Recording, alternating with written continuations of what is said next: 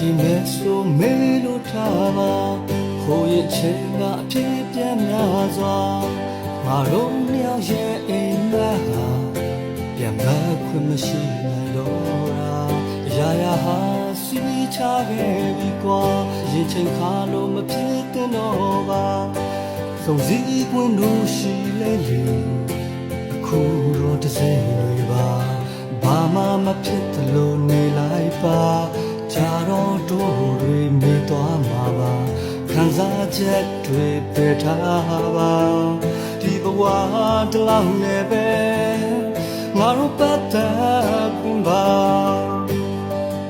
ရောငေးပါစိတ်မကောင်းမပြေတဲ့နောက်ဘဝတွေမှာပြန်တွေ့ခွင့်ရှိမှာပါရောနေပါစိတ်မကောင်းမပြေတဲ့နောက်ဘဝတွေတောင်းလိုက်ပါပါ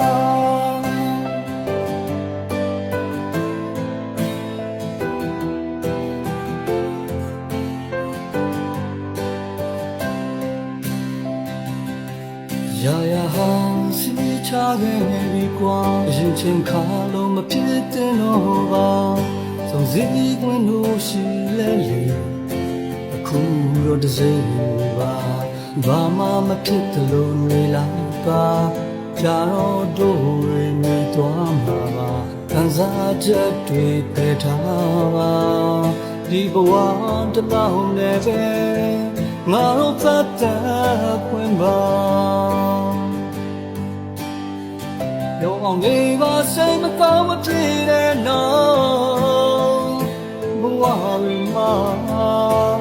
တွေ့ဝင်ရှိမှာပါပြောနေပါစိတ်မကောင်းမဖြစ်တဲ့နောက်ဘဝတွေတောင်းလိုက်ပါကွာ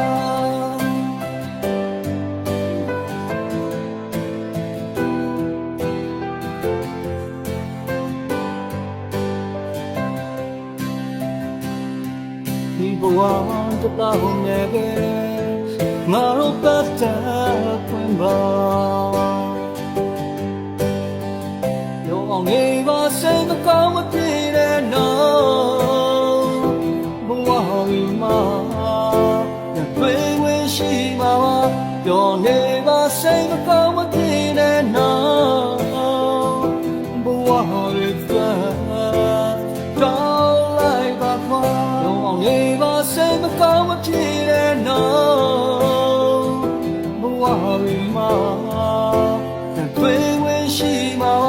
ပြောနေပါစိတ်မကောင်းမဖြစ်တဲ့နောက်ဘဝတွေတောင်းလိုက်ပါကွာရောအောင်နေပါစိတ်မကောင်းမဖြစ်တဲ့နောက်ဘဝတွေမှာ